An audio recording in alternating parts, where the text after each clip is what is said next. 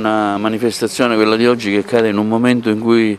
di nuovo l'impennata Covid, insomma questo mi preoccupa, si attendono le nuove disposizioni ministeriali e la grande preoccupazione che lei ha manifestato in questi giorni. Arrivano un centinaio di migranti a Porto Empedocle. Certo, noi abbiamo più preoccupazioni per quel che riguarda il fronte Covid. Intanto questo Paese ha un notevole numero di casi legati da originari focolai delle scuole, sostanzialmente la scuola media, poi un nutrito numero di casi di ragazzi che frequentavano il liceo Politi, quindi questo ha determinato un incremento perché poi chiaramente hanno esteso, il virus si è diffuso nelle famiglie, però sempre la situazione abbastanza contenuta. A ciò si aggiunge il problema dei migranti, che è sempre stato oggetto della nostra attenzione e preoccupazione, ancor più perché oggi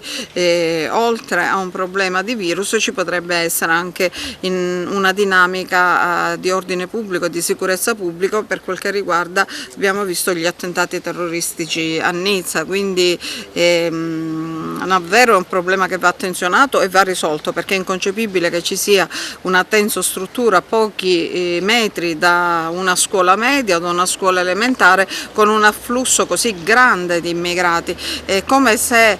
il problema si fosse voluto ghettizzare a Porto Empedocle,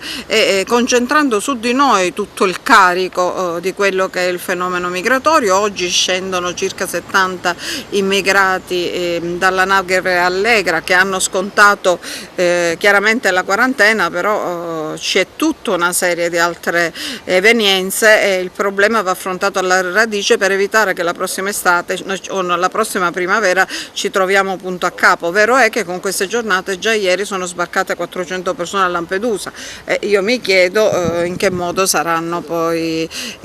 trasportate, allocate, distribuite, e chiaramente noi viviamo un peso maggiore rispetto a tutti gli altri comuni d'Italia. Quindi sindaco, dov'è che vanno questi?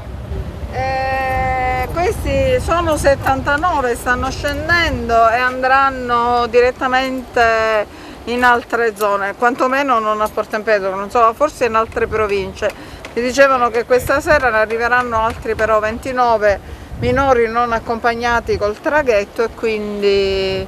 c'è questa situazione che naturalmente desta sempre preoccupazione e per l'emergenza Covid e anche per il resto di cui abbiamo visto questi giorni. Quindi io riterrei che sia necessario prima possibile spostare la tensostruttura da un luogo vicino al centro abitato ad una situazione di maggior lontananza dalle abitazioni della gente.